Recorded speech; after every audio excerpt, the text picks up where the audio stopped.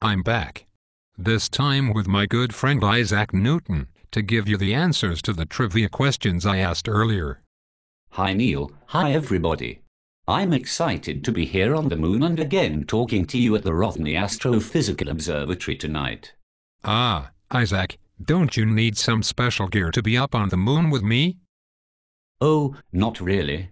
Everybody knows that you were just on a sound stage. Ha ha ha. Sound stage. Where do you get your ideas? No, seriously, where do you get your ideas? Did someone tip you off, or did you figure it out yourself, like some kind of genius? I'd rather not speak about it. Well, good.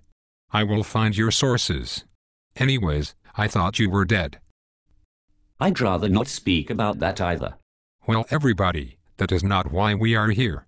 We are going to reveal the answers to the trivia questions we asked earlier. Let's see just how smart you geniuses are. My first question was, on his historic flight, how did Yuri Gagarin land? Was it A. in a space plane like Space Shuttle? B. in a capsule under a parachute? Or C. like a skydiver outside the capsule under his own parachute? And the answer is C. After re-entry, Gagarin ejected from the craft and landed safely by parachute. The next question was, what was the name of Yuri Gagarin's spacecraft for his historic flight? Was it A. Soyuz 1, B. Soyuz 2, or C. Vostok 1? The answer is C. Vostok 1. However, Yuri Gagarin also was a backup cosmonaut for Soyuz 1. In all, how many space flights did Yuri Gagarin make? Was it 1, 2, or 3? Sadly, Yuri only made it into space the one time. All right, next question. How many Vostok spacecraft with cosmonauts flew in total? 4, 5, or 6? The correct answer is 6. Valentina Tereshkova was the first woman in space, and she flew in a Vostok as well. In which one? Valentina flew in the last Vostok, number 6. Now it's my turn to ask the questions, and my bubble-headed friend here will supply the answers. Starting with question number 6. When does the Vostok cosmonaut experience the highest G-loads? On launch? Or during the descent from orbit? The answer is during the descent. In the upper atmosphere, comparatively little force was felt as the parachutes opened. But the landing could also be hard. Ouch. My next question was, okay, what about the Soyuz cosmonauts? On launch? Or during the descent from orbit? Again, the answer is during the descent. I then asked you about the space shuttle's astronauts' experience with gravity. And the answer this time is during the launch. You really had to think about that one, Neil? No, I was trying to raise the suspense level. Apparently not very successfully. The 9th trivia question involved, what maximum G-loads does a Vostok cosmonaut experience during descent? 2G, 5G, or 10G? The answer is 10G. My last question for you in this section was, what maximum G-loads could a Vostok pilot have experienced in case of aborted launch? 10G, 15G, 20G, or 25G? The answer is a bone-crushing 25G. Almost assuredly this would lead to blacking out. Well, those brain teasers should keep you thinking. I know my head hurts. Are you sure that's not the vodka? Okay.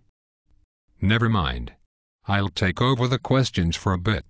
In August 1957, the Soviet space program successfully launched A. Sputnik, B. Intercontinental ballistic missile, C. Hot pants, D. Telstar. The answer, Neil, is Sputnik. I am still hurt that you would imply that a Brit would not be able to handle his liquor. Just compare our beers to yours, and you know where I am going with this. Okay, Isaac. Truce. How did Yuri Gagarin die in 1968? A. Crash of MiG-15 jet. B. Drowned in a fish pond. C. Car crash outside of Moscow. D. Food poisoning from eating a bad pierogi at Expo 67. Yuri Gagarin died in a crash of a MiG-15 jet. April 12th is the 50th anniversary of Yuri Gagarin's flight. What is the event that is celebrating its 30th anniversary? A. Launch of the Space Shuttle. B. Acid-wash jeans. C. GPS satellites. Or D. Smirnoff vodka coolers. Back on the alcohol thing, Neil. I thought that you called for a truce. I'm sorry, Isaac, I didn't write that question. Jennifer did. All right then, I blame her. The answer to the question is the launch of the Space Shuttle, Columbia. STS-1. What was the name of the first dog in space? A. Gumby. B. Laika. C. Bingo. D. Maxime. And Bingo was his name, oh? Ha ha, just kidding. The answer is B. Laika. What was in the sealed envelope aboard Vostok 1? A. Picture of Yuri's wife, Valya. B. Tiny version of the Communist Manifesto. C. Instructions for the ejector seat. D. Combination key to take over control of the spacecraft. The answer is D. The flight was automated. Gagarin's controls were locked to prevent him from taking control of the ship, except in an emergency, when he would have to open the sealed envelope. I will now take over asking the questions, starting with this one. What is the new name of the city of Gzhatsk? Bless you. Unless that was not a sneeze. Ha ha. Good one, Neil. A. Lilliput. B. Leningrad. C. Gagarin. D. Yuri's town. The answer is C. Gagarin. What is the name of the Cold War literary character who spied on Soviet villains and was created by a British author? A. Peter Gunn. B. James Bond. C. Pierre Elliott Trudeau. D. Richard Haney. The answer is not Richard Haney, who was a fictional spy in the Boer and First World Wars. Peter Gunn was an American, and Trudeau was Canadian. This leaves James Bond, answer B. Name two Russian brothers who were science fiction writers. A. Brothers Grimm. B. Arkady and Boris Strugatsky. C. Igor and Yuri Nokov. Or D. Alexander and Sergei Solzhenitsyn. This is a tough one. The answer is B. Arkady and Boris Strugatsky. What was the first spacecraft to orbit the Earth and put the Soviet Union ahead in the space race? A. Telstar. B. Vostok 2. C. Sputnik. Or D. Hubble. The answer is that shiny little Sputnik, choice C. What organization was founded in response to the launch of Sputnik? A. The Young Pioneer Organization of the Soviet Union. B. Soviet Strategic Intelligence Deception Organization. C. Sentinels of Liberty. D. National Aeronautics and Space Administration, NASA. The answer is the outfit I work for, NASA, answer D. All right. Thanks for those questions, Isaac. Now we are down to the final 5 questions. So let's launch into them. Number 5. I am sorry, Neil. Do you not mean number 21? Actually, I thought that I would count them down. That's what we do in the space business. You wouldn't understand. You are right, Neil. I do not understand the military-industrial complex that fueled the space race and begat all of these shiny spacecraft. I am also still having trouble coping with the idea that one of the colonies actually became an independent country and then learned how to defy gravity. That, and Twitter. How can anyone say anything important in 140 characters? You've got me there, Isaac. Ah, where were we? Yes, counting down the last 5 questions. Number 5. Of the pre-flight training done by Vostok cosmonauts, which one was considered most important? Was it A. Centrifuge for G-load training. B. Vestibular practice for 0GC. Barometric chamber for air pressure changes. Or D. Isolation chamber for psychological endurance? The answer is D. Isolation chamber for psychological endurance. 4.